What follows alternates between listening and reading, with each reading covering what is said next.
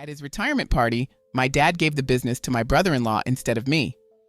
Now, after facing fraud charges, they're asking for my help. My father retired 2 years ago from his role as CEO of the lab equipment company he established. He had assured me for nearly 7 years that I, a 30-year-old male, would succeed him as the next CEO.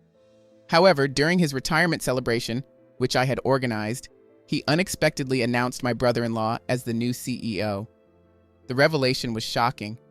I clapped along with everyone else as he made the announcement, but afterwards, I confronted him. His justification for this decision was disheartening. He claimed that my brother-in-law, Zach, 34, was more like a son to him than I had been, citing my perceived disappointments. It's worth noting that Zach had been part of the business for only about a year, whereas I had dedicated 7 years to it. Zach had been in our lives for a while, dating my sister, 33, for 5 years and married to her for 2. Despite working amicably with Zach, who seemed kind, I struggled to accept that my father viewed him as more deserving. When pressed for specifics on how I had let him down, my father's response was baffling and led me to lose all respect for him. He cited my mental weakness as a reason I couldn't lead effectively, referencing my generalized anxiety disorder, a condition affecting nearly 6.8 million adults in the U.S., or about 3.1% of the population annually, according to the Anxiety and Depression Association of America. The disclosure of my condition happened accidentally during a family dinner where I dropped a container of prescribed anti-anxiety medication. While my mother was understanding, my father, who dismissed the significance of mental health, viewed it as a flaw. He believed resilience was the sole answer to life's challenges, and upon learning of my anxiety, his confidence in me waned. I want to emphasize that my anxiety never compromised my work performance or my ability to manage the company. It's estimated that 40% of executives experience anxiety, yet they successfully lead without it impacting their job. Despite this, my father expressed disappointment, accusing me of using my condition as an excuse and relying on medication. After considerable thought, he decided that Zach was the preferable choice to succeed him as CEO. He even suggested I resign if I felt unable to align with his management style. He withheld leadership from me, implying I lacked the necessary resilience. What hurt most was not just his words, but the realization that he had misled me into believing I would be the next CEO, even though he had decided on Zach long before his retirement announcement. I left the party early that night, feeling deeply betrayed, and ceased communication with my father thereafter. He had every right to choose his successor, but I couldn't accept his harsh dismissal of my capabilities due to my anxiety. Consequently, I resigned, and soon after started a new job. My mother remains the only family member I keep in contact with. When my sister discovered I left the company out of anger over Zach's appointment, she took it as a personal affront. Instead of seeking understanding, she called to defend our father, leading to a heated argument that ended our communication. It's been 2 years since I spoke to my father or sister, and I have had no contact with Zach. I occasionally check in with my mother. We try to meet monthly, and during those meetings, she often urges me to reconcile with my father, but I'm not ready. About a week ago, she called me in distress, revealing that Zach had been arrested for engaging in fraudulent activities, including tax evasion. This scandal has also put my father under investigation due to his past involvement with the company. The news distressed me, but I couldn't fathom what my mother expected me to do. She wanted me to reconcile with my father, smooth things over, and even testify on his behalf in court, given my previous role in the company. I made it clear to her that I had no intention of getting involved. Considering the scrutiny my father was under, it was likely that all of the company's upper management would be investigated as well. The allegations of fraud against Zach were severe, and I preferred to distance myself from the entire situation. I expressly told my mother that I wouldn't expose myself to further trouble by intervening on my father's behalf. They would have to handle the consequences themselves. Moreover, if my father genuinely needed my help, he should have reached out to me directly. After all, he was the one in need. Why should I make the first move? My mother then accused me of being childish and petty, urging me to communicate with my father to maintain family unity during this difficult period. I found her expectations unreasonable and reaffirmed my decision not to contact him under any circumstances. Her response was furious.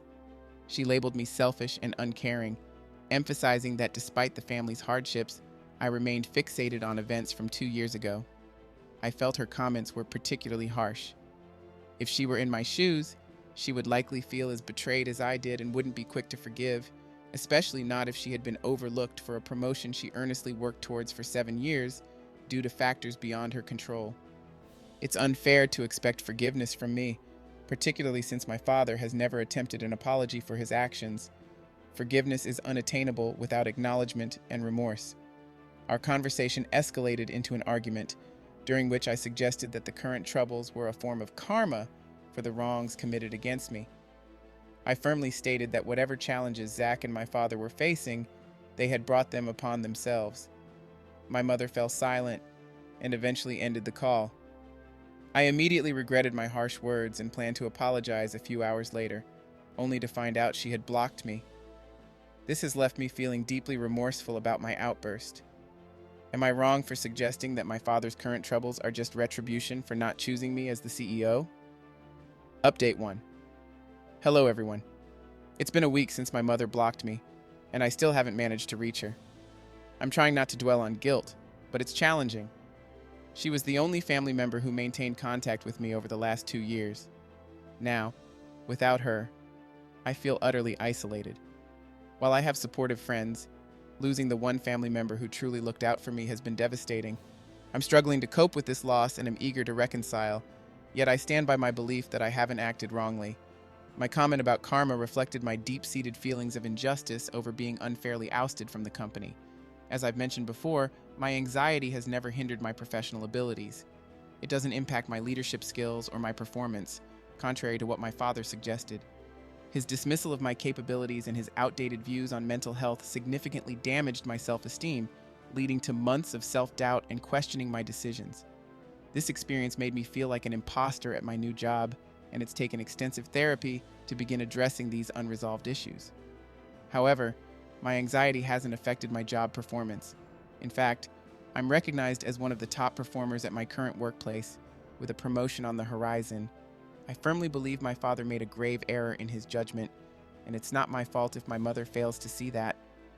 This rewrite aims to convey a more reflective and nuanced perspective of the protagonist's emotional journey and professional resilience, providing a clearer window into their feelings and the complexities of family dynamics. It's frustrating that my mother has chosen to side with my father rather than tell him to own up and apologize. I can't grasp why she believes I should be the one to make amends first. One thing is clear. I won't be doing anything for the family until they offer me a genuine apology. I refuse to be taken advantage of again for their own selfish purposes. Update 2. My sister came by today, and it was a tense encounter because she was visibly emotional. She wants my help since her husband, Zach, is in serious legal trouble, but I honestly don't know what she expects me to do. This is a federal crime, and there's little I can do to change that. Still, seeing her so distressed, I let her in. I tried to be as compassionate as possible because I'm not heartless. I couldn't turn her away when she was in such obvious pain. She broke down crying, leaning on my shoulder, and confessed she had no idea about Zach's illegal activities. She insisted that had she known, she would have stopped it immediately. She's terrified about what might happen to him and asked me to leverage any connections I have to help. I explained that, unfortunately, I don't have any connections that could be of use in a federal investigation. That's when she brought up something startling. Our father had told her that one of my employers is married to a federal judge, and they were hoping I could reach out to them for help.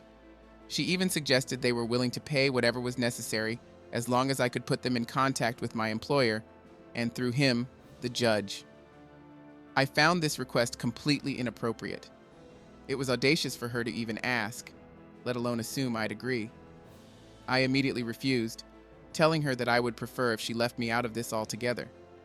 I thought she had come seeking emotional support, but her request crossed a line I wasn't willing to breach. My reasons for saying no were numerous. First and foremost, I didn't want to involve my supervisors and risk being associated with a family entangled in fraud. More importantly, I live by a personal code of ethics. While I don't wish any harm on my sister, if Zach truly committed tax fraud, I have no desire to assist in influencing the case in his favor. My decision wasn't a personal attack on him. It was simply a matter of principle. I simply didn't want to get involved. The most I could offer was emotional support, but expecting me to go beyond that was absurd. When I told my sister no and asked her to leave, she sulked and said she couldn't believe I was still holding a grudge against her husband for something that wasn't even his fault. I tried to explain that this wasn't about Zach at all. In truth, I never really blamed him for what happened between my father and me. My father made the decision to hand him the company, and in Zach's position, I might have accepted the offer too, without thinking about who truly deserved it. Sure, I might have disliked him a little, but I didn't hold any lasting resentment. He simply wasn't significant enough for that. I tried to explain this to my sister, but she wouldn't listen. Instead, she claimed that our mother was right. There was no point talking to me because I was still petty and selfish. We ended up arguing again, and I asked her to leave my home. She had no right to come in and disrespect me, especially after I had tried to comfort her, something she never did for me when I was going through a rough time. Back then, she saw my struggles as a personal attack and argued with me rather than offering any support. And here we were, 2 years later, with her doing the exact same thing. Her comment about our mother being right stung. For the past 2 years, I had believed my mother was the only one who stood by me, but now it felt as though she hadn't truly been there for me at all. It was as if her support had been a facade. Already feeling deeply offended, I asked my sister to leave, but she refused, continuing to hurl nasty remarks at me. We both ended up shouting so loudly that I couldn't even hear what she was saying anymore. Eventually, she stormed out, but the damage was done. I feel awful about everything that's happening, but at the same time, I can't shake the belief that they deserve what's coming to them. Every negative thing feels like it's a consequence of their actions. Looking back, I regret staying in contact with my mother these last 2 years. Perhaps I should have severed ties with my entire family when I had the chance. Even now, I regret trying to be there for my sister when she was acting irrationally. They've shown time and time again that they no longer deserve my attention or effort. Yet, for some reason, I still find it hard to completely cut them out of my life. I keep reflecting on our childhood, how close we once were, and it's painful to acknowledge how distant things have become. This whole situation is absolutely heartbreaking. I just wish it could be over soon. Update 3. It's been 4 days since my sister's visit and our heated argument. No one has spoken to me since then, and for a moment, I thought they had finally decided to leave me alone. But today, my parents showed up at my door, and this time, I was determined not to let them in. After the mistake I made with my sister, I wasn't about to repeat it. They stood outside, and I told them to leave, believing there was nothing left to discuss. Everything that needed to be said had already been aired, and I wasn't interested in rehashing old wounds. We could save ourselves the time and move on. However, my father said he wasn't there to ask for help. To my surprise, he was there to apologize. He explained that after a lot of reflection, he realized he had made a grave mistake. He admitted that nothing he could say would undo the hurt, but the least he could do was offer an apology for the pain he had caused. I was genuinely taken aback. I had expected him to come in guns blazing, ready to argue, just like the last time we spoke. It had been 2 years since his retirement party, and I still vividly remember him calling me a disappointment. Those words have echoed in my mind ever since. Even as he apologized, that memory was all I could focus on. When he finished, I thanked him for making the effort to come all the way here to apologize, but I was honest with him. It was hard for me to forgive him. He couldn't just say sorry and expect everything to be okay, especially after 2 years of silence and no effort to reach out before now. I told him I needed time, and even then, I wasn't sure forgiveness was possible. It wasn't even the fact that he had wronged me 2 years ago that bothered me most today.